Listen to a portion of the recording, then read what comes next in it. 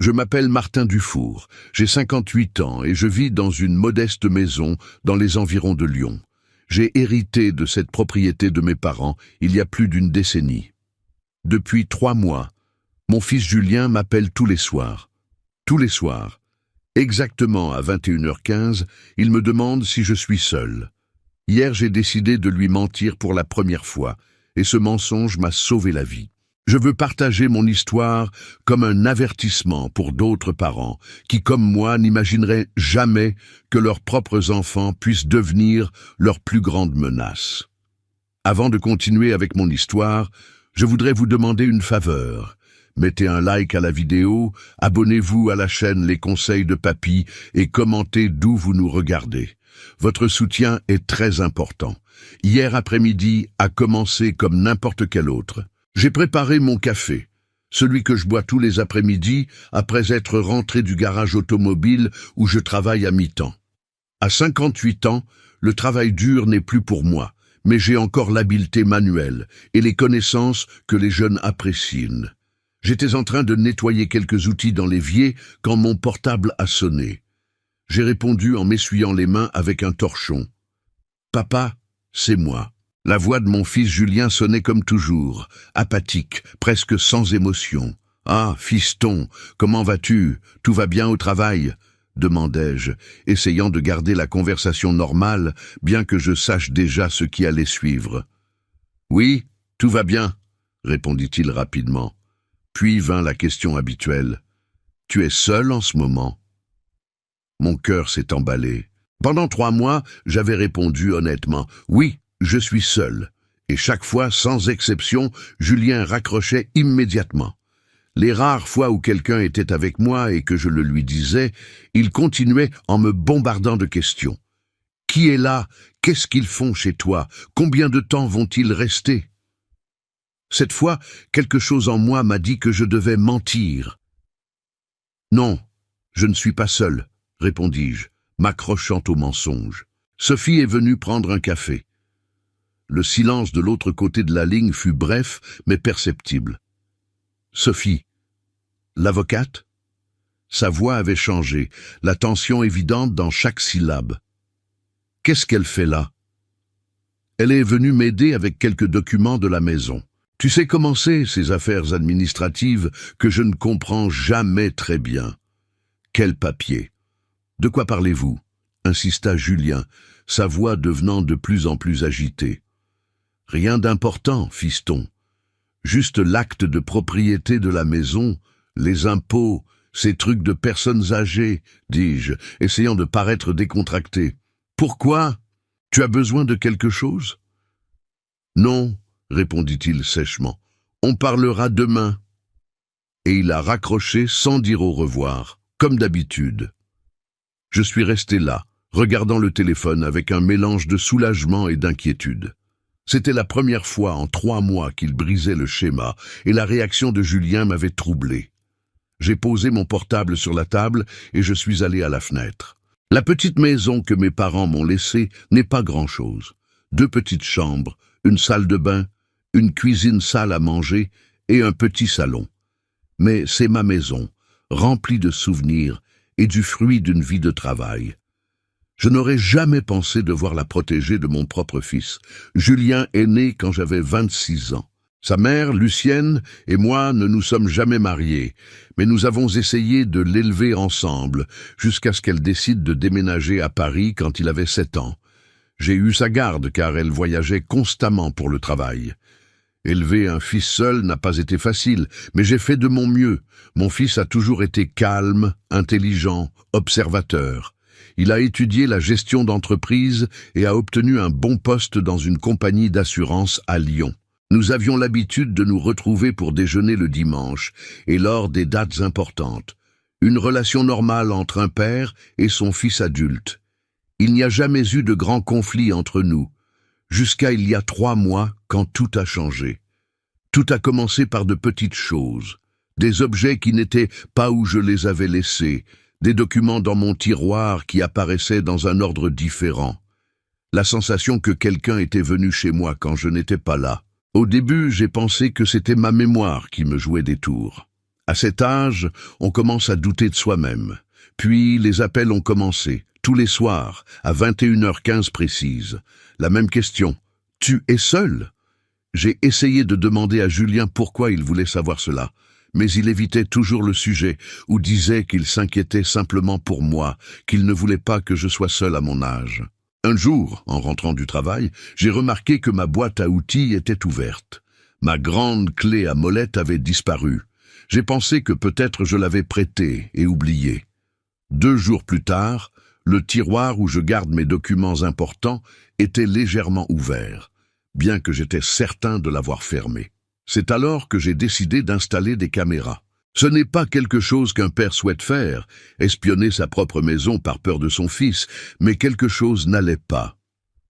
Mon ami Rémi, qui travaille dans un magasin d'électronique, m'a aidé à installer 2 petites caméras, une dans le salon et une autre pointant vers la porte d'entrée. Il m'a montré comment vérifier les enregistrements sur mon portable. La première nuit, rien ne s'est passé, ni la deuxième nuit. La troisième nuit, je me suis réveillé en sursaut à 3 heures du matin. J'ai cru entendre un bruit, mais quand j'ai vérifié la maison, je n'ai rien trouvé d'anormal. Le matin, j'ai vérifié les enregistrements.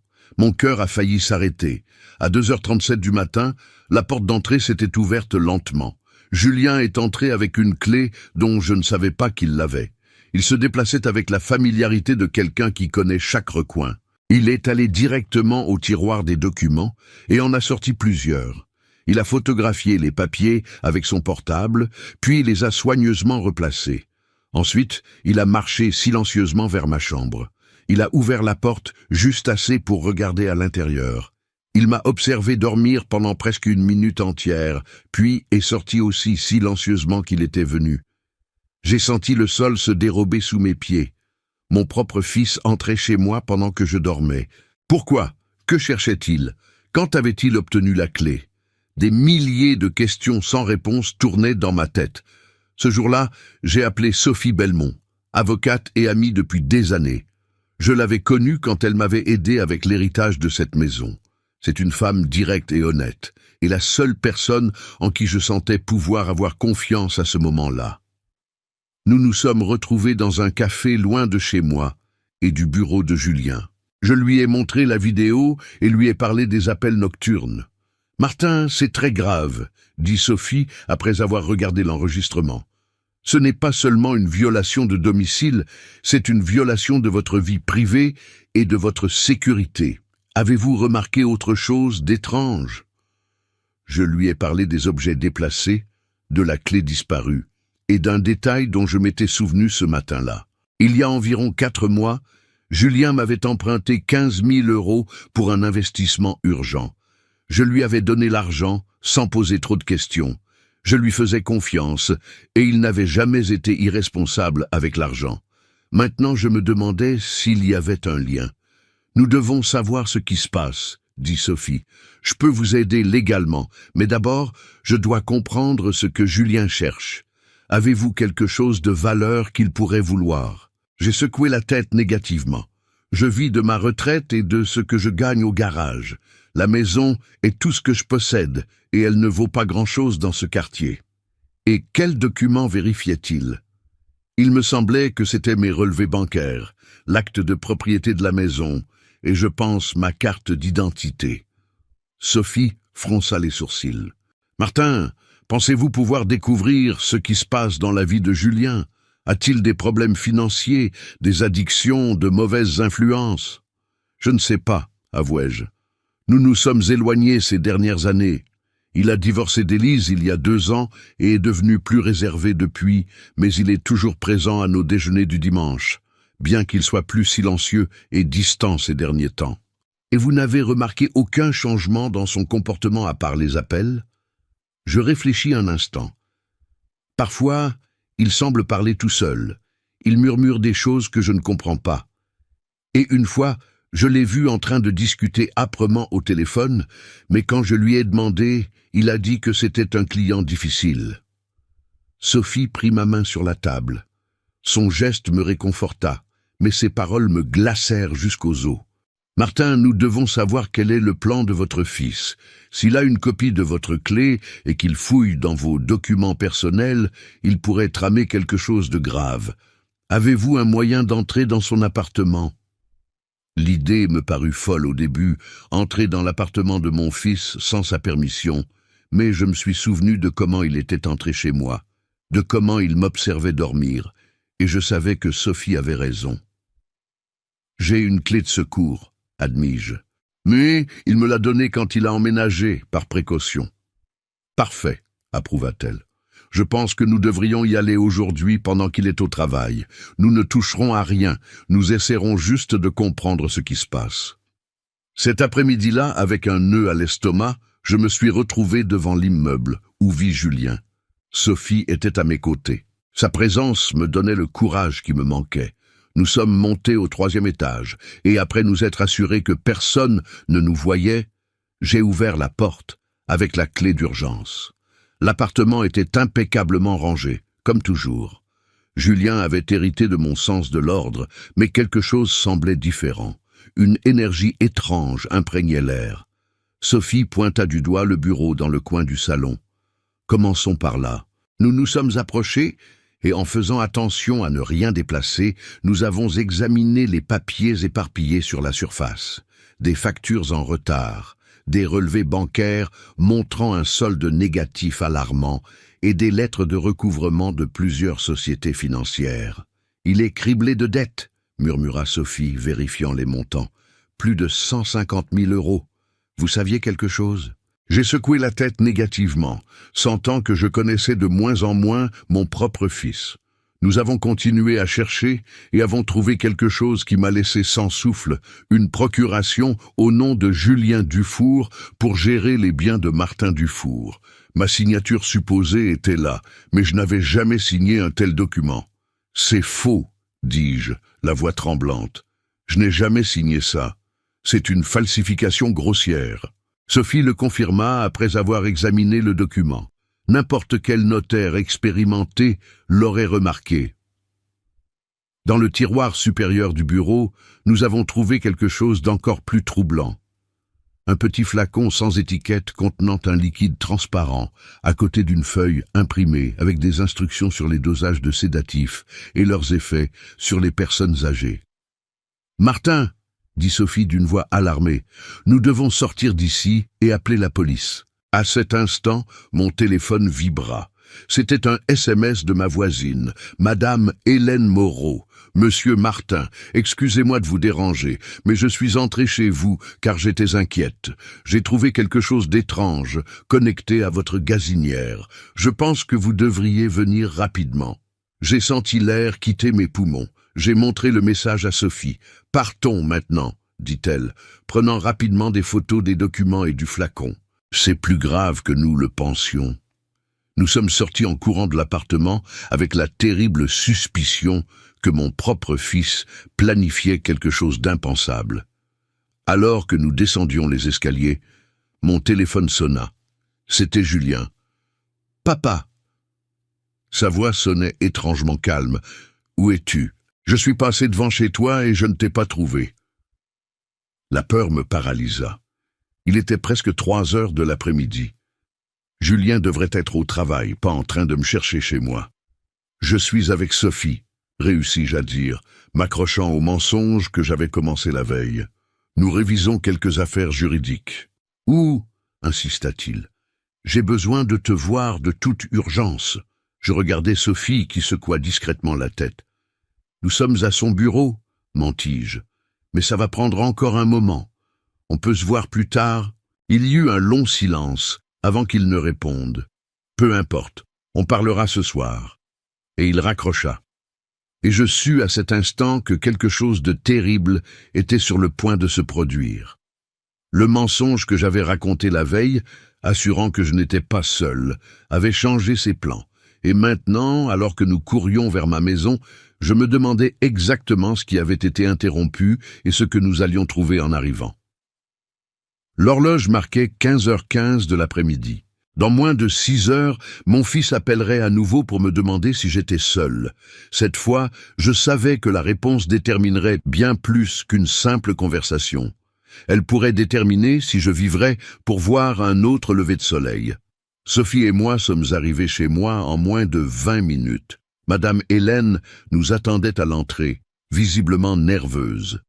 C'est une dame d'une 60aine d'années qui vit à côté de chez moi depuis que je me souvienne. Elle a connu mes parents et m'a vu vieillir. Son visage, normalement doux, était tendu. « Monsieur Martin, Dieu merci, vous êtes arrivé, » dit-elle en nous voyant. « Je suis venu vous apporter les pains que je vous avais promis, et j'ai senti une odeur étrange, comme du gaz, mais différente. Vous êtes entré ?» demandai-je en ouvrant la porte. « Oui, pardon de l'intrusion. J'ai la clé d'urgence que vous m'aviez donnée il y a des années. J'étais très inquiète et j'ai décidé de vérifier. » Nous sommes entrés tous les trois. La maison semblait normale, mais Madame Hélène nous conduisit directement à la cuisine. « Regardez, » dit-elle en pointant vers la gazinière. « J'ai trouvé ça connecté à l'arrière. Je me suis penché pour mieux voir. C'était un petit appareil numérique connecté à la conduite principale de gaz. Il avait un écran affichant des chiffres 0320. C'est un minuteur, dit Sophie en l'examinant sans le toucher. Il semble programmé pour s'activer à 3 heures du matin demain. S'activer pourquoi? Demanda Madame Hélène. Prudemment, j'ai suivi les fils sortant du minuteur.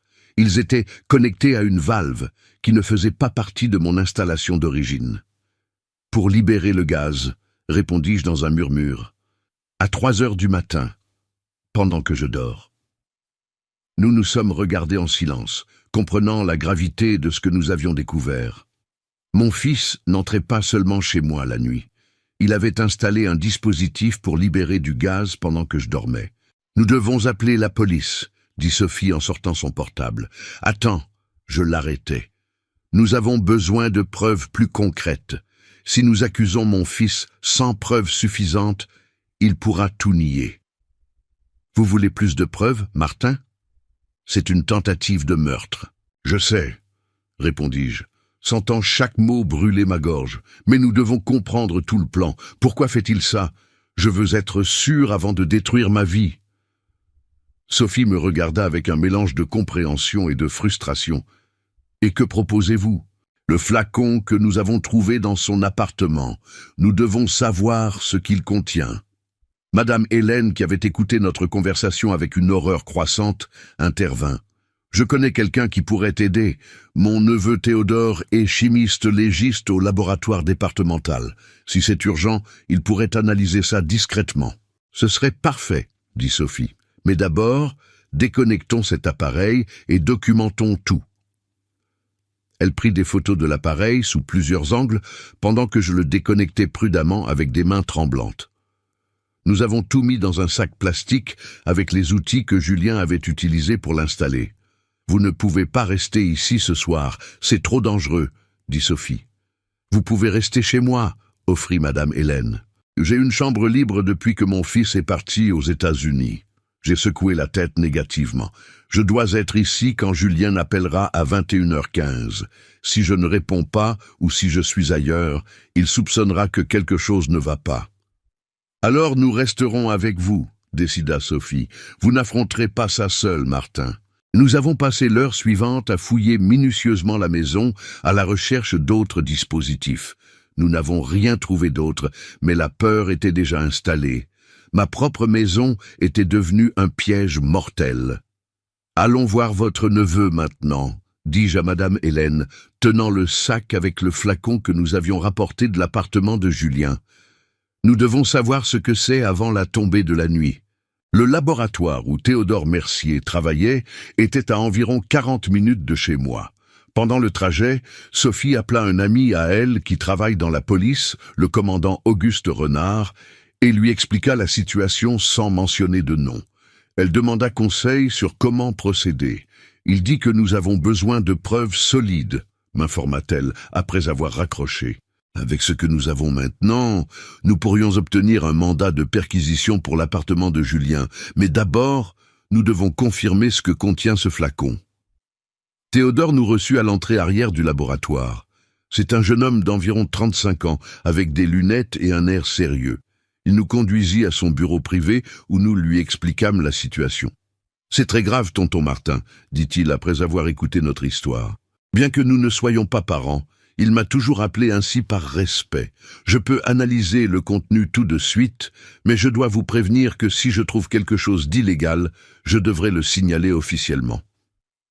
Nous comprenons, répondit Sophie, nous voulons juste la vérité. Pendant que Théodore travaillait dans son laboratoire, je m'assis sur une chaise, le regard perdu. Comment en était-on arrivé là? À quel moment mon fils, cet enfant que j'avais élevé avec tant d'amour, avait-il décidé que ma vie ne valait rien? Martin. La voix de Sophie me tira de mes pensées. Avez-vous remarqué un changement dans le comportement de Julien ces derniers mois? Quelque chose d'inhabituel, à part les appels. J'essayais de me souvenir. Il a démissionné de la compagnie d'assurance il y a quelques mois. Il a dit qu'il avait trouvé quelque chose de mieux, mais il n'a jamais précisé quoi. Depuis, il semble avoir des horaires étranges. Parfois, il ne répond pas à mes appels pendant des jours, puis il réapparaît comme si de rien n'était. Et il ne vous a pas demandé plus d'argent après ces 15 000 €? Non, pas directement, me souvins-je, mais il y a 2 mois, il m'a demandé si j'avais déjà pensé à vendre la maison. Il a dit qu'il pourrait m'obtenir un bon prix, qu'à mon âge, je serais mieux dans un appartement plus petit et plus facile à entretenir. Je lui ai dit non, que je voulais mourir dans la maison de mes parents. Et comment a-t-il réagi? Il s'est énervé. Il a dit que j'étais têtu, que je ne pensais pas à mon avenir. C'était notre première vraie dispute depuis des années. Sophie notait des choses sur son portable. Savez-vous s'il a une assurance santé, une assurance vie, quelque chose comme ça? La question me parut étrange. Je suppose que oui. Il travaillait pour une compagnie d'assurance. Ce serait bizarre s'il n'avait pas d'assurance. Et vous, avez-vous une assurance vie dont il serait le bénéficiaire? Avant que je puisse répondre, Théodore revint dans le bureau. Son expression était sombre. J'ai les résultats préliminaires, dit-il en retirant ses gants de latex. C'est un mélange de barbiturique et un dérivé synthétique de fentanyl. À petite dose, ça provoque de la somnolence et de la confusion. À dose plus élevée, ça cause une dépression respiratoire et un arrêt cardiaque. Est-ce détectable dans une autopsie? Demanda Sophie. Pas facilement. Surtout si la mort est attribuée à une autre cause, comme l'inhalation de gaz. Il faudrait des tests toxicologiques spécifiques, qui ne sont pas standards dans tous les cas. Les pièces commençaient à s'assembler. Un plan méticuleux pour m'éliminer sans éveiller les soupçons. Martin, Sophie posa sa main sur mon épaule. Je pense que Julien essaie de vous tuer pour l'argent. Les dettes, la procuration falsifiée, le dispositif sur la gazinière, cette substance, tout pointe vers une assurance vie ou quelque chose comme ça. Mais je n'ai aucune assurance qui vaille la peine, répondis-je, confus. Juste les prestations de base de ma retraite qui ne valaient pas plus de 15 000 €. Nous devons découvrir si Julien a contracté une assurance en votre nom, dit Théodore. Il travaillait pour une compagnie d'assurance. Il n'aurait pas pu falsifier votre signature sur plus de documents. Je regardais l'horloge. 18h30. Moins de 3 heures avant l'appel habituel de Julien. Rentrons chez moi, décidai-je. Je dois être là quand il appellera. Théodore conserva un échantillon du liquide comme preuve et nous accompagna jusqu'à la sortie. Je remettrai mon rapport officiel demain. En attendant, faites attention. Si nous avons vraiment affaire à une tentative de meurtre planifié, la personne responsable pourrait prendre des mesures désespérées si elle soupçonne qu'elle a été découverte. De retour chez moi, Sophie fit plusieurs appels. Elle contacta une amie qui travaille dans le département des fraudes d'une compagnie d'assurance et lui demanda de vérifier s'il y avait des polices récentes à mon nom. « J'ai une autre théorie, dit-elle pendant que nous attendions. Et si Julien avait contracté une assurance vie pour vous sans que vous le sachiez? Avec l'expérience qu'il a dans le domaine, il saurait comment faire. Mais il aurait besoin de votre signature, d'examens médicaux. Tout ça peut être falsifié, surtout pour quelqu'un avec des contacts dans le milieu, expliquai-je. Ça expliquerait pourquoi il examinait vos documents. Il avait besoin d'informations personnelles, de copies de votre carte d'identité, peut-être de vos dossiers médicaux. L'idée était si tordue que j'avais du mal à l'accepter. Mon propre fils tramant ma mort pour de l'argent. À 20h45, l'ami de Sophie rappela. « Vous aviez raison », dit-elle après avoir raccroché. « Il y a une police d'assurance vie à votre nom d'un montant de 450 000 €, contractée il y a 4 mois chez Assurance Nationale. Le seul bénéficiaire est Julien Dufour. L'intéressant, c'est que la police a une clause spéciale qui double le montant en cas de mort accidentelle. » 900 000 €, murmurai-je, analysant le chiffre. Tout ça pour de l'argent. Les dettes que nous avons vues dans son appartement dépassaient 150 000 €, rappela Sophie. Peut-être qu'il est plus désespéré que nous l'imaginions. Pendant que je digérais cette information, le téléphone de la maison sonna. Je regardai l'horloge. 21h10, 5 minutes avant l'horaire habituel de Julien. C'était étrange qu'il utilise le téléphone fixe au lieu de mon portable. « Ne réponds pas », m'avertit Sophie. « Il vérifie peut-être si tu es à la maison. » Nous avons laissé sonner jusqu'à ce que le répondeur se déclenche. Personne ne laissa de message. À 21h15 précise, mon portable vibra. C'était Julien, ponctuel comme toujours. Je mis le haut-parleur. « Papa !» La voix de Julien sonnait différente, plus tendue que d'habitude. « Comment vas-tu ?»« Bien, fiston. Et toi ?»« Occupé, beaucoup de travail. » Il fit une pause. « Tu es seul ?» Je regardai Sophie qui hocha légèrement la tête. « Non, répondis-je. Sophie est encore ici. Nous avons passé toute la journée à réviser des documents importants. » Le silence de l'autre côté de la ligne fut plus long que d'habitude. « Quel document ? Rien de spécial. Des affaires de maison. Elle veut passer la nuit là ?» La question sonna trop directe, presque agressive. « Probablement, » improvisai-je. « Il est déjà tard, et nous avons encore beaucoup à réviser. » Un autre silence. Je pouvais presque sentir la frustration de mon fils à travers le téléphone. « Papa, j'ai besoin de te parler en privé. C'est important, je peux passer maintenant. » Sophie secoua vigoureusement la tête. « Ce n'est pas un bon moment, fiston. On peut parler demain. Je t'invite à prendre le petit déjeuner. »« C'est urgent, » insista-t-il. « Ça ne prendra que 5 minutes. »« Non, pas aujourd'hui. Nous sommes au milieu de quelque chose d'important. »« Qu'est-ce qui pourrait être si important ?» Son ton devint hostile. « Qu'est-ce que vous vérifiez exactement ?» Je sentis un frisson. La conversation prenait un tournant dangereux. « Julien, on parlera demain. Je t'aime, fiston. »« Non, attends !» Je raccrochai. Le téléphone sonna à nouveau immédiatement. Je ne répondis pas. « Allons-y, » dit Sophie en se levant. « J'en suis sûr. Appelons la police maintenant. » Avant que je puisse répondre, nous avons entendu un bruit à la porte de derrière. Quelqu'un essayait de l'ouvrir. « C'est lui », chuchotai-je, terrifié. Sophie prit son téléphone et composa rapidement. « Auguste, nous avons besoin d'aide immédiatement », dit-elle à voix basse.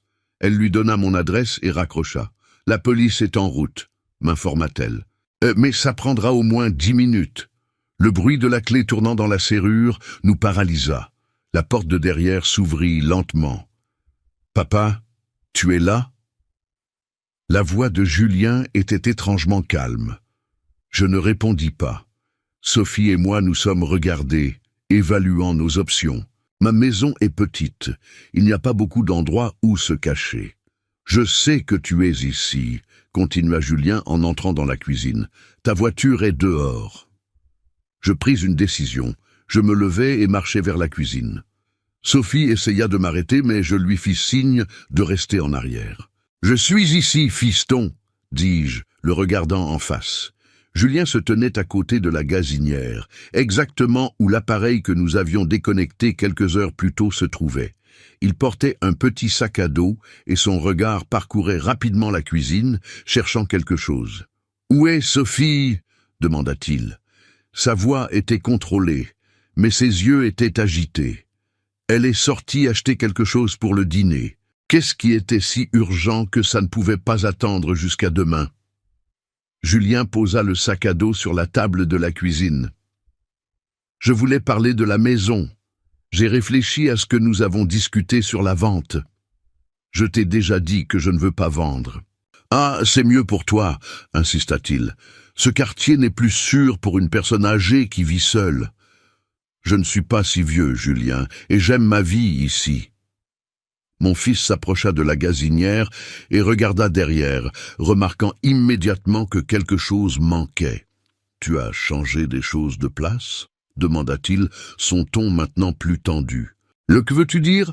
Le raccordement au gaz, on dirait que quelqu'un a tout manipulé. Le technicien est venu hier, mentis-je. Il y avait une petite fuite. » Julien me regarda, évaluant soigneusement ma réponse. Puis, sans prévenir, il ouvrit le sac à dos et en sortit un flacon identique à celui que nous avions trouvé dans son appartement. « Je t'ai apporté des vitamines, » dit-il en posant le flacon sur la table. « Pour ta tension, tu devrais prendre ces comprimés ce soir avant de dormir. » Mon cœur battait si fort que j'avais peur qu'il puisse l'entendre. « Merci, mais j'ai déjà pris mes médicaments. Ceux-ci sont nouveaux, plus efficaces. » Il ouvrit le flacon et sortit 2 comprimés blancs. « Prends-les maintenant, ils t'aideront à mieux dormir. »« Je préfère attendre demain. Je veux d'abord parler à mon médecin. » L'expression de Julien changea. Je vis quelque chose dans ses yeux que je n'avais jamais vu auparavant. Une froideur calculatrice que je ne reconnaissais pas chez mon fils. « J'insiste, papa. C'est pour ton propre bien. » Il s'approcha de moi, tendant la main avec les comprimés. À cet instant, Sophie apparut dans l'embrasure de la porte de la cuisine. « La police vient d'arriver, Martin !» annonça-t-elle d'une voix ferme. Julien se retourna surpris. Sa main avec les comprimés se referma instinctivement. « La police ? Pourquoi as-tu appelé la police ?» Sa voix tremblait. Avant que je puisse répondre, 2 policiers en uniforme entrèrent dans la cuisine. Derrière eux arriva le commandant Auguste Renard, en civil. « Julien Dufour ?» demanda Renard.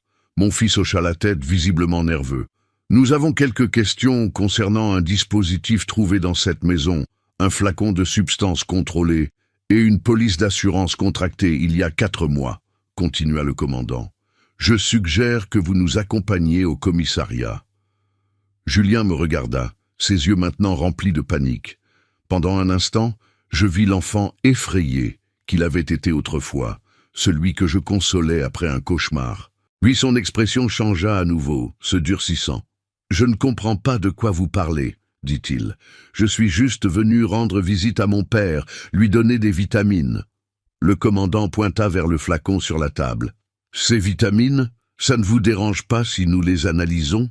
À cet instant, Julien sembla s'effondrer. Ses épaules tombèrent et toute la tension de son visage se transforma en une expression de défaite. « Il me l'a ordonné, » murmura-t-il, à peine audible. « Il a dit que c'était la seule issue. »« Qui vous a ordonné ça, fiston ?» demandai-je, m'approchant prudemment. Julien leva les yeux, son regard maintenant étrangement vide. « De l'homme du coin, celui qui me parle quand il n'y a personne d'autre. Il a dit que si je ne le faisais pas, il viendrait me chercher. » Un frisson parcourut mon échine. Il n'y avait aucun homme à aucun coin. Mon fils parlait de voix dans sa tête. « Julien, depuis quand écoutes-tu cet homme ?» demanda le commandant d'une voix étonnamment douce. « Depuis longtemps. Des mois, peut-être des années. » Julien porta ses mains à sa tête. Il voulait que je m'assure que papa soit seul, que personne n'intervienne. Je regardais Sophie, dont les yeux reflétaient la même compréhension douloureuse que les miens devaient certainement montrer.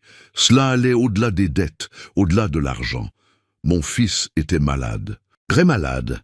Alors que les policiers menottaient Julien et lui lisaient ses droits, je sentis mon monde s'effondrer. La police confisqua le flacon de vitamines et fouilla le sac à dos de mon fils, trouvant d'autres appareils similaires à celui que nous avions déconnecté de la gazinière. « Monsieur Dufour, » dit le commandant Renard, pendant qu'ils emmenaient Julien, « nous aurons besoin de votre déclaration formelle demain, et je pense que vous devriez envisager de demander une évaluation psychiatrique pour votre fils. » J'ai hoché la tête, incapable de parler. « J'ai regardé pendant qu'il mettait Julien dans la voiture de police. Son regard vague me brisa le cœur. Comment n'avais-je pas remarqué ce qu'il subissait? Comment avais-je pu ne pas voir les signes? « Ce n'est pas votre faute, Martin, » dit Sophie, comme si elle lisait mes pensées. Les maladies mentales peuvent être très difficiles à détecter, même pour ceux qui sont les plus proches de la personne. Quand tout le monde fut parti, je restai seul dans le salon, fixant le téléphone. Les appels de Julien à 21h15, son insistance à savoir si j'étais seul, ses entrées furtives la nuit, tout avait maintenant un sens plus sombre et plus triste que je ne l'imaginais. Cette nuit-là, pour la première fois en moi, mon téléphone ne sonna pas à 21h15. Au lieu de ressentir du soulagement, je ressentis un vide profond. Mon fils était dans une cellule, faisant face à de graves accusations, et je venais de découvrir que la menace sur ma vie ne venait pas du fils que je pensais connaître, mais d'une maladie qui l'avait transformé en quelqu'un que je ne reconnaissais plus.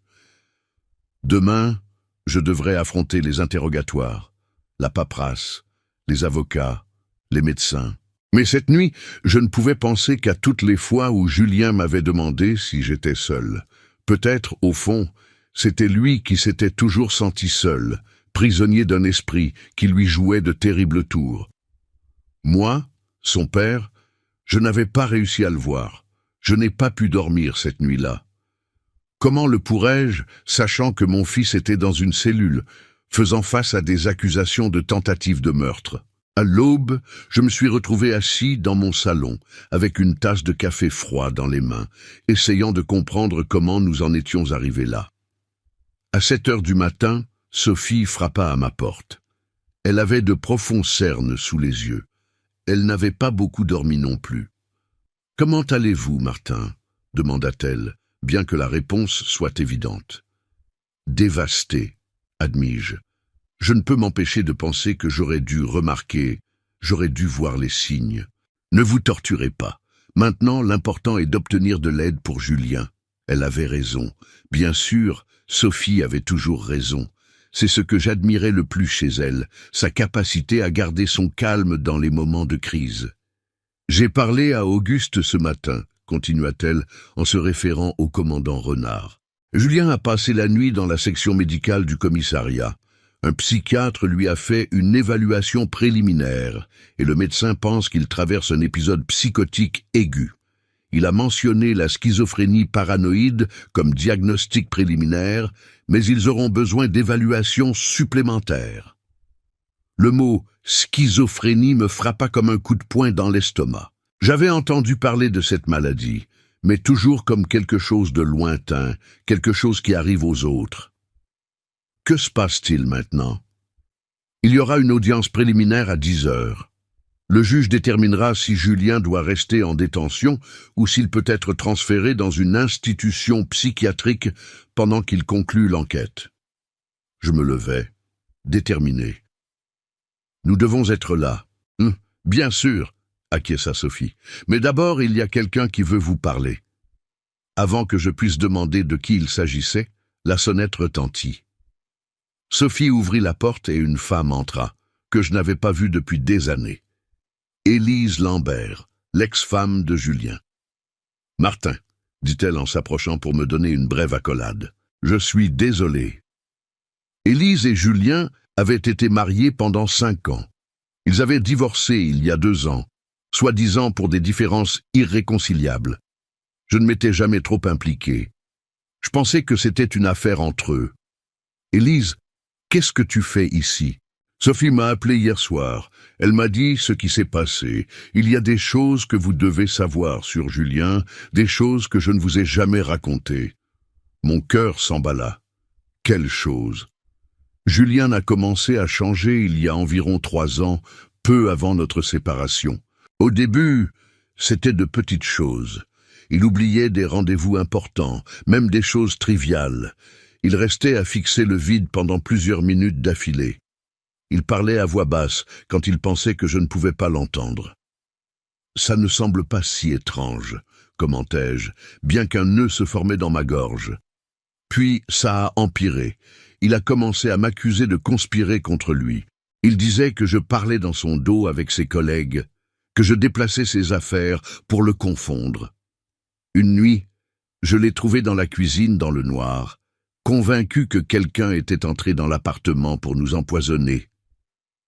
Chaque mot était comme un coup de couteau. « Pourquoi ne m'as-tu rien dit, Élise ?» Elle baissa les yeux. « Il m'a fait promettre de ne rien vous dire. Il disait que ça vous inquiéterait. Il a dit qu'il pourrait gérer ça, que c'était juste des épisodes de stress au travail. Il a commencé à consulter un psychiatre, le docteur Roger Mercier. Il semblait s'améliorer avec les médicaments. » « Médicaments ? Quels médicaments ? » ?»« Des antipsychotiques. Je ne me souviens pas du nom exact. Quand nous nous sommes séparés, il les prenait encore. Il a promis qu'il continuerait le traitement. » Les choses commençaient à s'assembler. Les dettes, le comportement erratique, les appels nocturnes. « Tu penses qu'il a arrêté de prendre ses médicaments ?» demandai-je. « Très probablement. Après le divorce, il a perdu son assurance santé premium. Les médicaments sont chers. Et le docteur Mercier aussi. Sans couverture, peut-être qu'il a décidé qu'il pourrait gérer ça tout seul. » Sophie, qui écoutait en silence, intervint. « Nous devons parler à ce médecin. Pensez-vous qu'il pourrait nous donner des informations sur le cas de Julien ? » « Très probablement avec une ordonnance du tribunal, » répondit Élise. « Mais je peux vous dire autre chose. Vers la fin de notre mariage, Julien était obsédé par l'idée que quelqu'un l'observait, spécifiquement à travers vous, Martin. »« À travers moi ?» demandai-je confus. « Il croyait que vous aviez installé des dispositifs chez lui pour l'espionner, que vous utilisiez son téléphone pour écouter ses conversations, même quand il n'était pas avec vous. C'est pour ça qu'il a commencé à vous éviter.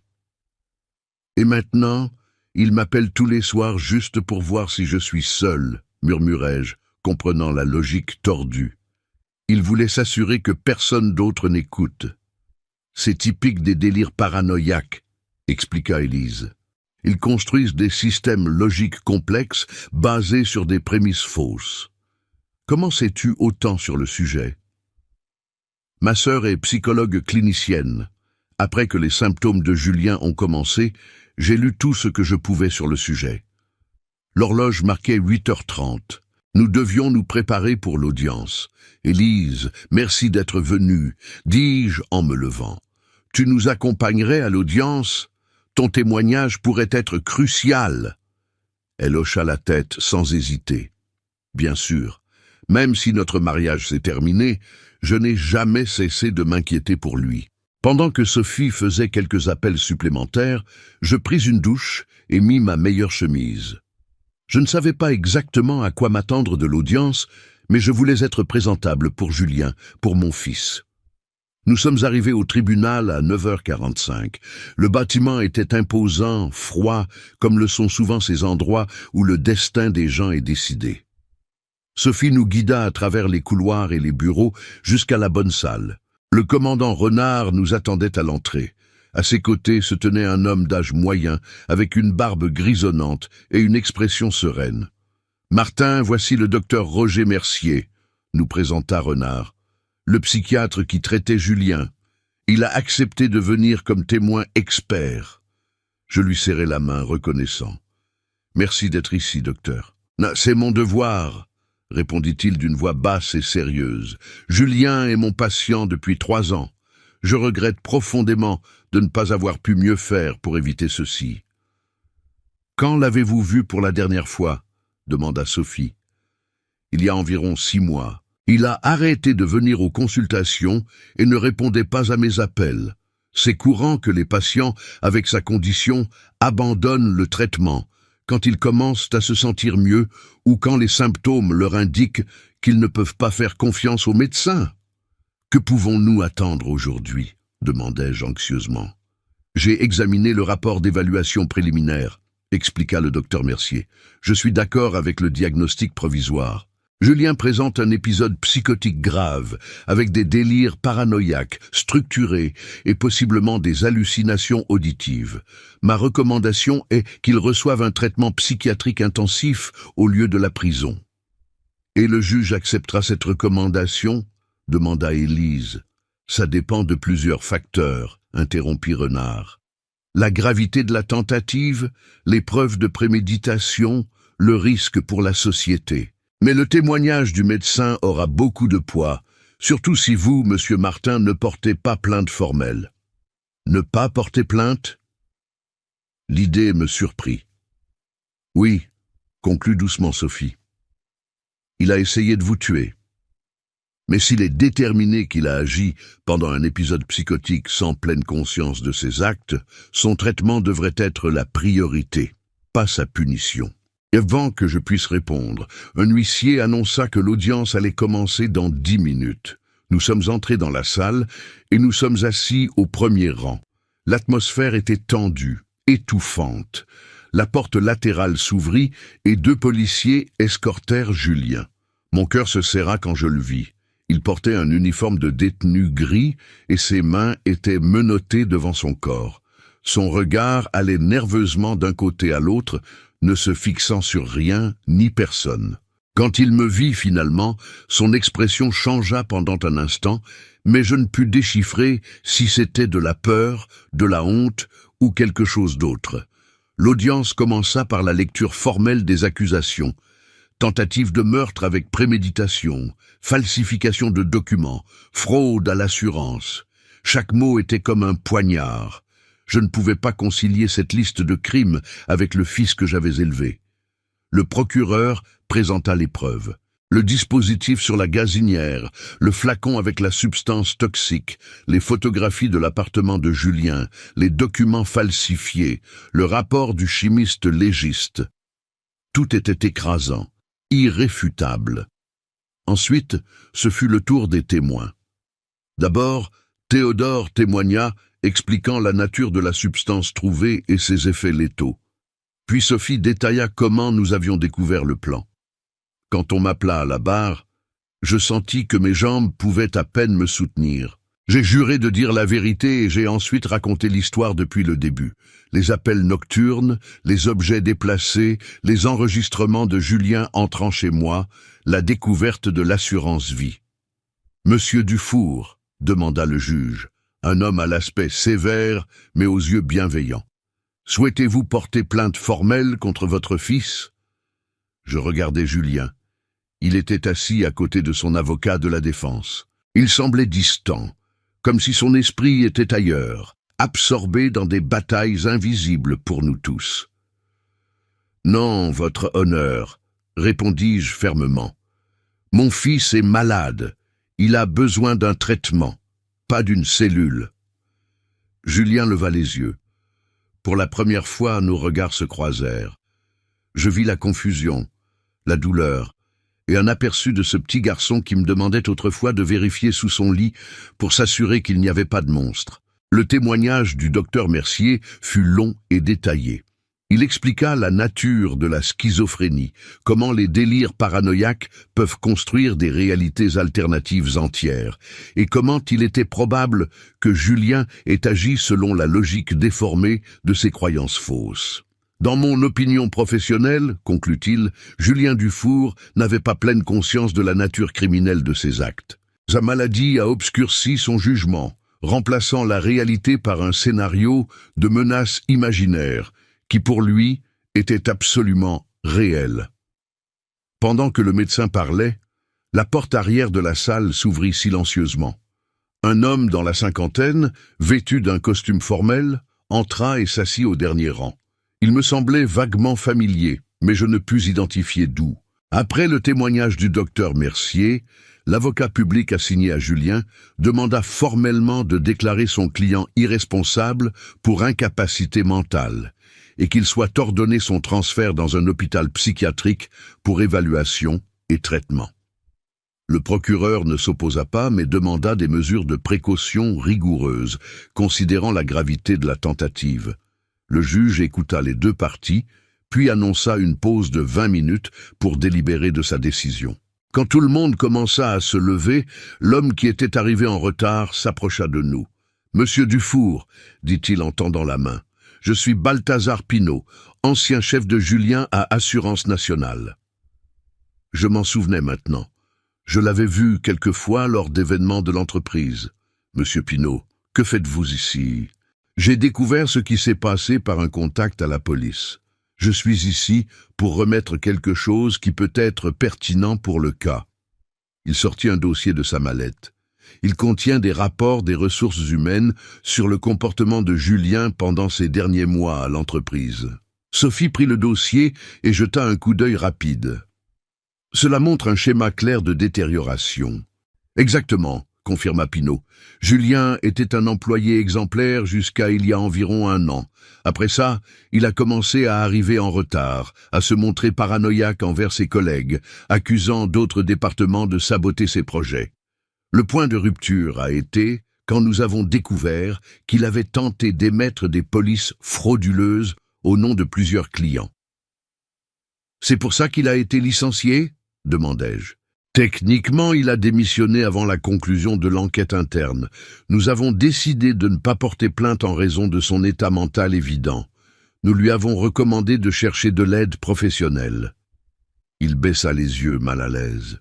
« Peut-être que nous aurions dû être plus fermes, alerter sa famille. »« Ne vous culpabilisez pas, » intervint le docteur Mercier.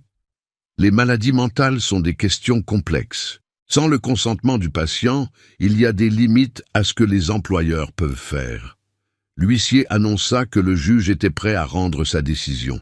Nous sommes retournés à nos places, maintenant avec Balthazar Pinault avec nous. Le juge entra et nous nous sommes tous levés. Son visage ne révélait rien. Après avoir entendu les témoignages et examiné les preuves présentées, ce tribunal détermine qu'il y a des preuves suffisantes pour établir que l'accusé Julien Dufour a planifié et commencé à exécuter des actions qui, si elles avaient été menées à terme, auraient résulté en la mort de Martin Dufour. Il fit une pause et le silence dans la salle fut absolu. Cependant, il existe également des preuves médicales convaincantes que l'accusé souffre d'un grave trouble mental qui a significativement affecté sa capacité à comprendre la criminalité de ses actes. Par conséquent, l'accusé est déclaré irresponsable pour raison d'incapacité mentale. Un murmure parcourut le tribunal. Le juge poursuivit. Il est ordonné le transfert immédiat de l'accusé à l'hôpital psychiatrique départemental pour évaluation et traitement complet, pour une période initiale de 3 ans sous réserve d'évaluation périodique de ses progrès. Pendant cette période, il est interdit d'avoir tout contact avec la victime sans supervision et autorisation médicale et judiciaire.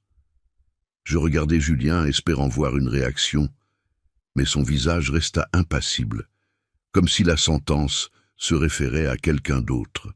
Le juge frappa le marteau, clôturant l'audience. Les policiers s'approchèrent de Julien pour l'emmener. « Puis-je lui parler ?» demandai-je à l'avocat de la défense. « Désolé, monsieur Dufour, il sera transféré immédiatement à l'hôpital. Peut-être dans quelques semaines, quand il sera plus stabilisé. Je regardais quand ils emmenaient mon fils menotté, surveillé comme un criminel, mais victime de son propre esprit malade. Je voulais courir vers lui, l'embrasser, lui dire que tout irait bien, que nous allions l'aider à guérir. Mais je restais figé, paralysé par le mélange de soulagement, de douleur et de culpabilité qui m'avait saisi. À l'extérieur du tribunal, le soleil brillait avec une indifférence cruelle. La vie continuait. Le monde continuait de tourner, indifférent à comment ma réalité s'était effondrée en moins de 24 heures. « Vous avez fait ce qu'il fallait, Martin, » dit Sophie en serrant ma main. « Julien recevra l'aide dont il a besoin. Et quand il sortira de là, qu'est-ce qui se passera? Comment vais-je pouvoir lui faire confiance à nouveau? Comment va-t-il me pardonner de ne pas avoir vu qu'il souffrait? » Le docteur Mercier, qui était avec nous, intervint. « La schizophrénie est traitable, monsieur Dufour. Avec les médicaments et la thérapie appropriée, beaucoup de patients parviennent à mener des vies fonctionnelles. Ce ne sera pas un chemin facile, mais il y a de l'espoir. Je voudrais visiter l'hôpital, dis-je, voir où il sera, rencontrer les médecins qui vont le traiter. Je peux arranger ça, offrit le médecin. Je connais le directeur. D'ailleurs, si vous me le permettez, j'aimerais continuer à être impliqué dans le cas de Julien. Je sens une certaine responsabilité pour l'avoir perdu de vue. » J'acquiesçais avec gratitude. Au moins, Julien aurait de bons professionnels pour s'occuper de lui. Élise s'approcha, les yeux humides. « Je dois y aller, j'ai un vol de retour à Paris cet après-midi, mais je resterai en contact, Martin. Et si vous avez besoin de quoi que ce soit... » « Merci d'être venu, Élise. Ton témoignage a été crucial. » Nous nous sommes dit au revoir avec une brève accolade. En la regardant s'éloigner, je pensais à tout ce que je ne savais pas sur la vie de mon fils, à tous les signaux que j'avais ignorés. Balthazar Pinault se dit également au revoir, me remettant sa carte. « S'il vous plaît, tenez-moi informé de l'évolution de Julien. C'était un excellent employé, très talentueux. Quand il ira mieux, nous pourrions parler de la possibilité de réintégration. » C'était un geste gentil, bien que je sache que le chemin de la récupération de Julien serait long. Sophie me ramena chez moi. Pendant le trajet, nous avons à peine parlé. Ce n'était pas nécessaire. Sa présence était déjà un réconfort suffisant à ce moment-là. En arrivant, je regardais ma maison avec de nouveaux yeux. L'endroit qui pendant des décennies avait été mon refuge semblait maintenant étrange, contaminé par les souvenirs de ce qui avait failli s'y passer. « Voulez-vous que je reste avec vous ce soir ?» offrit Sophie. « Non, je vais bien, j'ai besoin d'être seule un moment pour tout assimiler. » Elle me regarda avec inquiétude. « D'accord, ça a été une journée très éprouvante. Appelez-moi demain, promis. » Quand elle partit, je parcourus lentement chaque pièce, essayant de me reconnecter avec ma maison. Dans la cuisine, où le dispositif létal avait été, je m'arrêtai. L'horloge marquait 21h13. Pendant un instant, j'attendis que le téléphone sonne à 21h15, comme il l'avait fait tous les soirs pendant les 3 derniers mois, mais il ne sonna pas, et je savais qu'il ne sonnerait pas pendant longtemps. Je me servis un verre d'eau et m'assis dans mon fauteuil préféré. Sur la table basse se trouvait la photo de Julien à 10 ans, souriant avec ses dents de travers, tenant fièrement son premier prix de mathématiques. C'était l'enfant brillant que j'avais élevé seul, le jeune homme prometteur en qui j'avais placé tant d'espoir. Maintenant, cet enfant était enfermé dans un hôpital psychiatrique, luttant contre des démons que je ne pouvais même pas imaginer. Et bien qu'il ait tenté de me tuer, je ne pouvais m'empêcher de penser que, d'une certaine manière, je l'avais aussi déçu. 6 mois se sont écoulés depuis que Julien a été interné à l'hôpital psychiatrique départemental. 6 mois de visites hebdomadaires, de progrès et de revers, de moments d'espoir et de désespoir. La première fois qu'on m'a permis de le voir, c'était 3 semaines après l'audience. Il avait perdu du poids et les médicaments le maintenaient dans un état presque léthargique. Il me reconnut à peine quand j'entrai dans la salle de visite. Ses yeux, autrefois vifs et intelligents, semblaient ternes, regardant à travers moi comme si j'étais transparent. « Bonjour, fiston », dis-je en m'asseyant en face de lui. Une infirmière resta dans un coin de la salle, attentive mais discrète.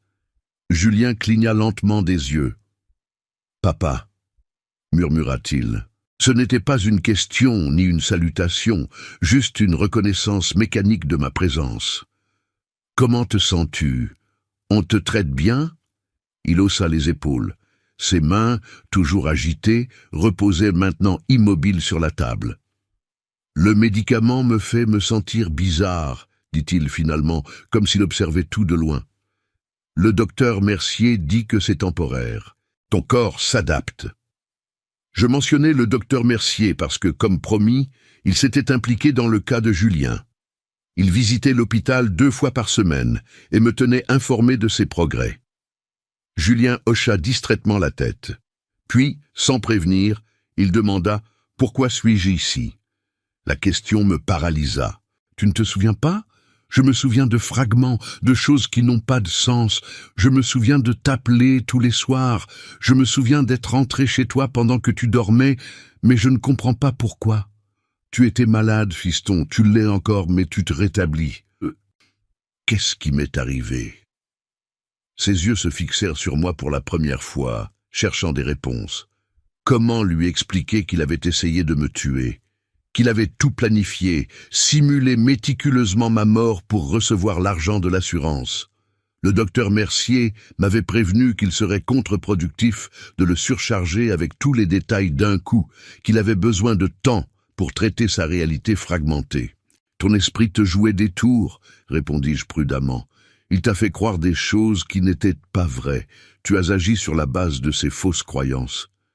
Je t'ai fait du mal. » Sa voix faillit. « Non, fiston, tu n'es pas arrivé à me faire du mal. Techniquement, c'était vrai. Le plan n'avait jamais été achevé. » Julien baissa les yeux honteux. « Il y a des moments où je me souviens de voix. Des voix qui n'étaient pas réelles, n'est-ce pas? Non, elles n'étaient pas réelles. C'était ta maladie qui parlait. Cette première visite fut brève, mais douloureuse. Mon fils était physiquement présent, mais une partie de lui était encore perdue dans le labyrinthe de son esprit. Quand je lui dis au revoir, il m'arrêta en attrapant ma manche. « Tu reviendras » demanda-t-il d'une petite voix, comme quand il était enfant et avait peur que je l'abandonne. « Je te le promets, je serai là toutes les semaines, sans faute. » Et j'ai tenu ma promesse. Parfois, les visites étaient décourageantes. Julien était perdu dans ses pensées, confus, prisonnier de ses propres délires. D'autres fois, je voyais des aperçus du fils que je connaissais. Il posait des questions cohérentes sur mon travail. Il se rappelait des anecdotes de son enfance. Il souriait même occasionnellement. Le docteur Mercier ajusta ses médicaments plusieurs fois, cherchant le bon équilibre entre contrôler les symptômes et lui permettre de maintenir une certaine clarté mentale. Il m'expliqua que le traitement de la schizophrénie est un processus d'essai et d'erreur, et que chaque patient répond différemment. Pendant ce temps, j'essayais de reconstruire ma vie. Sophie m'aida à installer un nouveau système de sécurité domestique. Pas parce qu'elle avait peur de Julien, mais parce que j'avais besoin de retrouver le sentiment de sécurité que j'avais perdu. Je retournais travailler au garage. Bien que mes collègues aient remarqué que j'étais devenu plus silencieux, plus introspectif. Madame Hélène devint mon soutien quotidien. Elle m'apportait de la nourriture, insistait pour que nous dînions ensemble au moins 3 fois par semaine, et ne mentionnait jamais ce qui s'était passé à moins que je n'aborde le sujet. Aujourd'hui est un jour important. Après 6 mois, Julien aura sa première évaluation formelle devant le juge. Les médecins présenteront leur rapport de progrès et il décidera si le régime sera maintenu ou si les conditions de sa détention seront modifiées. J'arrive tôt au tribunal. C'est le même où a eu lieu l'audience initiale, mais aujourd'hui l'atmosphère semble différente, moins intimidante. Peut-être parce que maintenant je sais à quoi m'attendre, ou peut-être parce que maintenant je comprends mieux ce qui est en jeu. Sophie m'attend à l'entrée. Elle a été mon ancre pendant tout ce processus, pas seulement comme avocate, mais comme amie. « Bonjour Martin, comment vous sentez-vous »« Nerveux, admis-je. »« Vous avez vu le rapport médical ?»« Oui, ils me l'ont fourni hier. Il est plutôt positif. Julien a bien répondu au traitement, bien que les médecins recommandent qu'il reste hospitalisé pendant au moins 1 an de plus. 1 an de plus. Cette nouvelle me décourage un peu. Une partie de moi espérait qu'il pourrait bientôt rentrer à la maison, bien qu'une autre partie sache qu'il est trop tôt. « C'est le mieux pour lui, » dit doucement Sophie. « Il a besoin d'être complètement stable avant d'affronter le monde extérieur. » Nous entrons ensemble au tribunal. Le docteur Mercier est déjà là, examinant quelques documents avec l'avocat public assigné à Julien. « Monsieur Dufour, le médecin me salue. Prêt pour aujourd'hui ?»« Aussi prêt que possible. Comment va Julien ce matin ?»« Relativement bien, il comprend l'importance de cette audience. Nous avons un peu réduit ses médicaments pour qu'il puisse être plus présent, mais il peut encore sembler un peu désorienté. Puis-je le voir avant que tout commence ?» Le médecin regarde l'horloge. « Nous avons quelques minutes. Je vais voir si je peux arranger ça. » Pendant que nous attendons, je vois Élise entrer. Elle est venue de Paris pour l'audience. Nous nous saluons avec une accolade sincère. Malgré le divorce de Julien, elle maintient un contact régulier avec moi et a déjà visité mon fils plusieurs fois à l'hôpital. « Qu'en pensez-vous » me demande-t-elle après les salutations habituelles. Il s'améliore un peu chaque semaine, se connecte davantage à la réalité. Le mois dernier, Nous avons même joué aux échecs, comme il le faisait quand il était adolescent. Élise sourit avec nostalgie. Il était imbattable à ce jeu. Il m'a battu, 3 parties d'affilée, réponds-je. Et pendant un instant, nous sourions tous les deux, nous rappelant l'ancien Julien. Le docteur Mercier revient et me fait signe de le suivre. Il me conduit par un couloir latéral jusqu'à une petite salle où Julien attend, accompagné d'une infirmière à l'air amical. Mon fils semble mieux qu'il y a 6 mois. Il a récupéré une partie de son poids. Sa posture est plus droite et ses yeux, bien qu'encore un peu ternes à cause des médicaments, me reconnaissent immédiatement. « Papa », dit-il en se levant pour m'embrasser. Je l'embrasse fort, sentant son corps fragile, mais plus fort que la dernière fois que nous nous sommes vus. 5 minutes, conseille le docteur Mercier, pour nous donner un peu d'intimité. « Tu es nerveux pour l'audience ?» demandai-je quand nous nous sommes assis. Julien se frotte les mains, un geste nerveux que je connais bien. Un peu. Le docteur Mercier dit qu'il va recommander que je reste à l'hôpital. C'est bon pour ton rétablissement, fiston. Il hoche lentement la tête. Je sais, je ne suis pas encore prêt à sortir. J'entends encore des voix, parfois, pas aussi fortes qu'avant, mais elles sont encore là. Son honnêteté me touche. C'est un progrès énorme qu'il reconnaisse ces symptômes pour ce qu'ils sont, et non comme des réalités. Avec le temps et le traitement approprié, ces voix disparaîtront, je l'assure, bien que je ne fasse que répéter ce que le docteur Mercier m'a dit. Je ne suis sûr de rien, seulement de l'espoir. « Papa, » Julien dit en baissant la voix, « il y a quelque chose que je dois te demander, quelque chose qui me trouble. Dis-moi. Ai-je vraiment essayé de te tuer ?» Ses yeux se remplissent de larmes. Le moment que je redoutais est arrivé. Pendant des mois, nous avons évité de parler directement de ce qui s'est passé, nous concentrant sur son rétablissement, pas sur le crime. « Oui, » réponds-je doucement, « mais ce n'était pas toi. C'était ta maladie agissant à travers toi. » Julien ferme les yeux, les larmes coulant maintenant librement sur ses joues. Je m'en souviens. Pas de tout, mais assez. Je me souviens de l'appareil sur la gazinière. Je me souviens des appels pour vérifier si tu étais seul. Tout semblait tellement logique alors. Pourquoi, fiston? Qu'est-ce que les voix te disaient? Il respire profondément, avant de répondre. Que tu étais en danger, que d'autres personnes t'observaient, que la seule façon de te sauver était de faire en sorte que ça ressemble à un accident pour qu'ils perdent l'intérêt en toi. La logique tordue de l'esprit de Julien. Dans sa tête malade, il ne commettait pas un meurtre, mais effectuait un sauvetage. « Et l'assurance vie ?» demandai-je, ayant besoin de comprendre tous les détails. C'était pour ma fuite ensuite. Les voix disaient qu'ils viendraient me chercher dès que je t'aurais sauvé. J'avais besoin d'argent pour disparaître, pour aller très loin, où ils ne pourraient pas me trouver. Il essuie ses larmes avec sa manche. Tout semble tellement absurde maintenant, tellement malade. Cela fait partie du processus de rétablissement, reconnaître l'irrationalité de ses pensées. L'infirmière nous prévient qu'il est temps d'aller à l'audience. Nous nous levons et avant de sortir, Julien m'attrape le bras.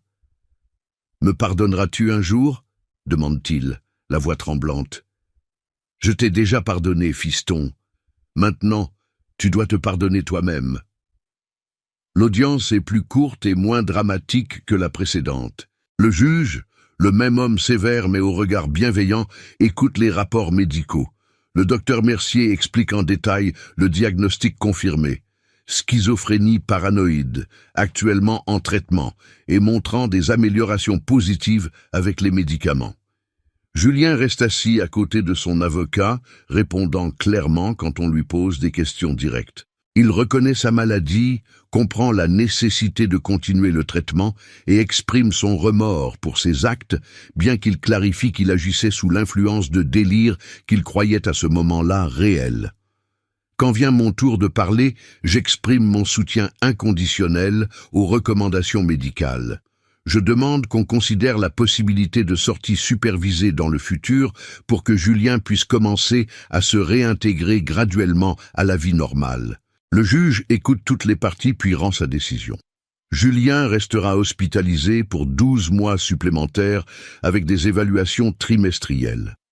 Un calendrier de visite plus flexible est autorisé et la possibilité de sortie supervisée après le 9e mois si les médecins le considèrent approprié. C'est une résolution sensée et équilibrée.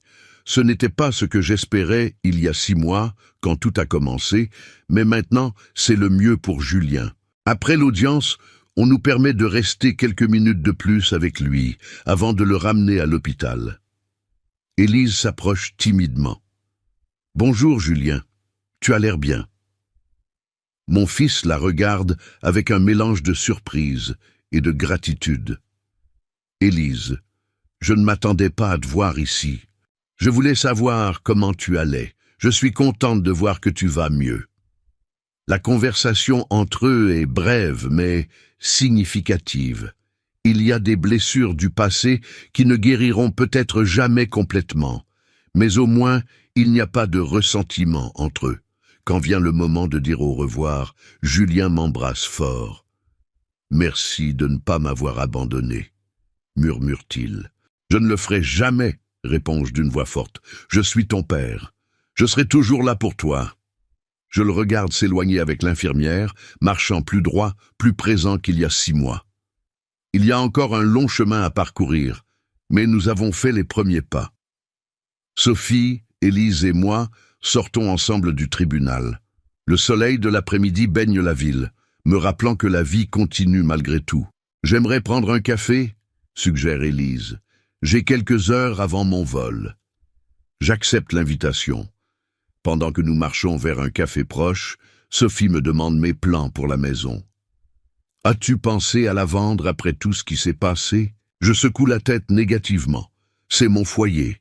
Je ne vais pas laisser ce qui s'est passé me l'enlever. De plus, je veux que Julien ait un endroit où revenir quand il ira bien. « Vous êtes un bon père, Martin, » dit Élise. « Vous l'avez toujours été. » Ces paroles me réconfortent. Bien que je ne puisse m'empêcher de me demander si un bon père aurait remarqué les signes plus tôt, s'il aurait été plus attentif, plus présent, aurait-il pu éviter que la maladie de Julien aille si loin? Nous arrivons au café, et pendant que nous prenons un café, Élise nous parle de son travail à Paris. Sophie parle de ses autres affaires, et j'écoute, reconnaissant pour ces moments de normalité au milieu de la tempête qu'a été ma vie.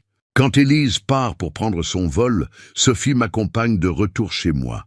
En chemin, nous passons devant le garage où je travaille. « Tu retournes demain ?» demande-t-elle.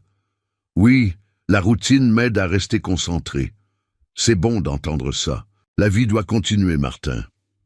Quand j'arrive chez moi, Madame Hélène m'attend sur le porche avec une marmite de soupe fraîchement faite. « Comment s'est passé tout ?» demande-t-elle avec inquiétude. « Bien. Julien continuera le traitement pendant 1 an de plus, mais il s'améliore. Dieu merci. » Elle fit le signe de croix. J'ai prié pour lui toutes les nuits. Je la remercie pour la soupe et son soutien constant. Quand elle s'en va, j'entre chez moi. Je ne ressens plus cette peur, cette sensation que c'est un endroit dangereux. J'ai récupéré ma maison, ma vie. Il est 21h15, l'heure de l'appel qui ne viendra jamais. Par habitude, je regarde mon téléphone, même en sachant qu'il restera silencieux. Mais cette fois, c'est moi qui compose un numéro. Le numéro de l'hôpital psychiatrique départemental. Après m'être identifié, je suis mis en relation avec le poste des infirmières de l'unité de Julien. « Je voulais savoir comment va mon fils après l'audience, » expliquai-je à l'infirmière qui répondit. « Il va bien, monsieur Dufour. Il a bien dîné et maintenant il lit dans sa chambre. Voudriez-vous laisser un message pour lui demain? »« Oui, s'il vous plaît. Dites-lui que j'appellerai vendredi pour confirmer ma visite du week-end. » J'hésite un instant. « Et dites-lui que je suis fier de ses progrès. » En raccrochant, je regarde la photo de Julien, toujours posée sur la table basse. Le garçon de 10 ans avec son prix de mathématiques. À côté, j'ai placé une nouvelle. Julien et moi jouant aux échecs à l'hôpital il y a quelques semaines. Son sourire est timide, mais vrai. le premier sourire authentique depuis longtemps.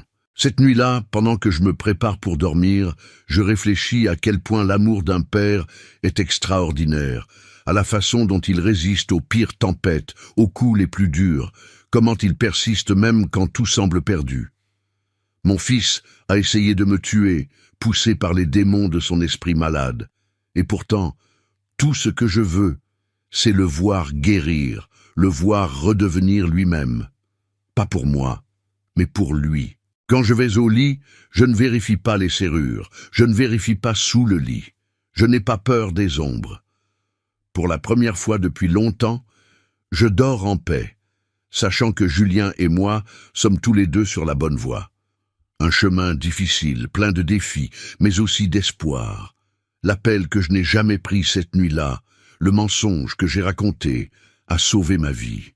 Mais la vérité, aussi douloureuse qu'elle ait été, sauve la vie de mon fils. Et c'est tout ce qu'un père peut demander. Si mon histoire vous a ému, mettez un like et abonnez-vous pour ne pas manquer mes prochaines confessions. N'oubliez pas de commenter d'où vous nous regardez. Rappelez-vous, parfois, un mensonge peut sauver votre vie, mais la vérité sauvera toujours votre âme.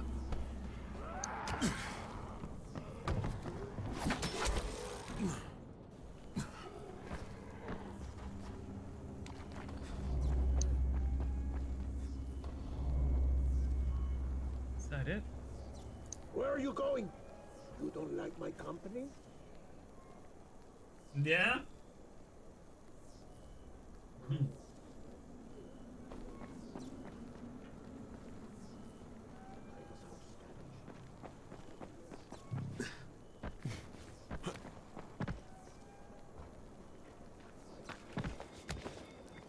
Fuck, fuck, fuck, fuck, fuck.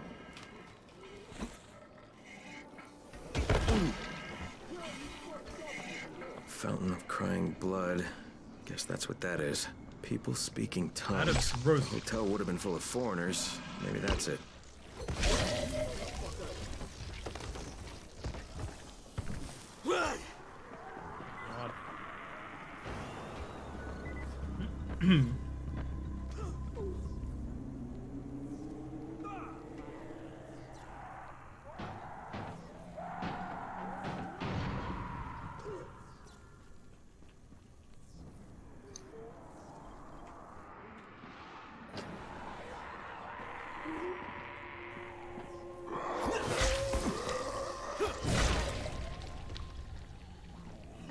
Oh my god!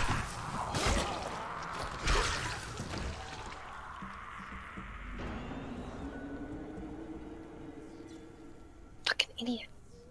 So close. Oh no. It spawns me all the way back at him. So.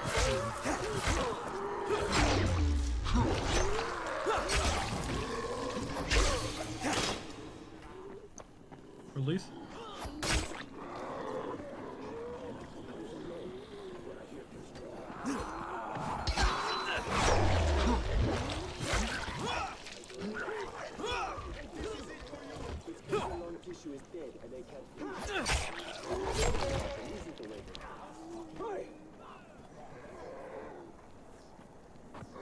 I don't even know where it spawned me this time. Yeah, you can press the button. Okay.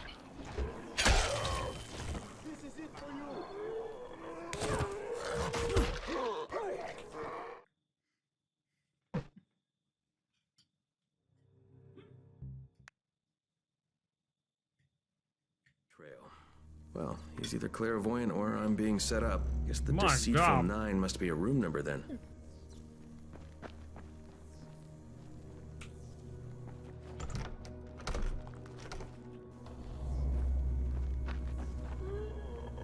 So many lockpicks. Why? Right? Crazy. We don't open any of these? Shame, there's loot and like.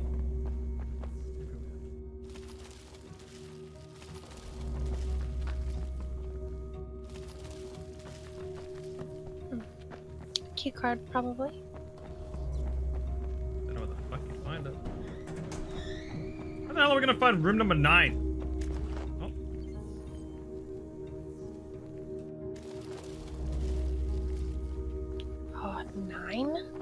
What Yeah, was seen 9. as the last room? That's a good question. Maybe 109. Or it's down.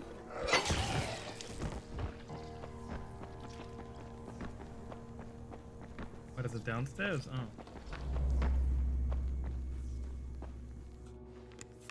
Oh, this card works. Holy shit. There we go. A lot of key cards for a lot of different rooms. Should be able to unlock them all now. Sorry. And they were downstairs? No, all of them. Just anywhere.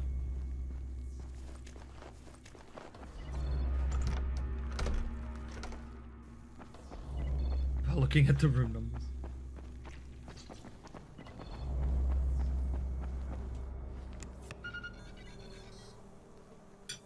Oh. You got that one.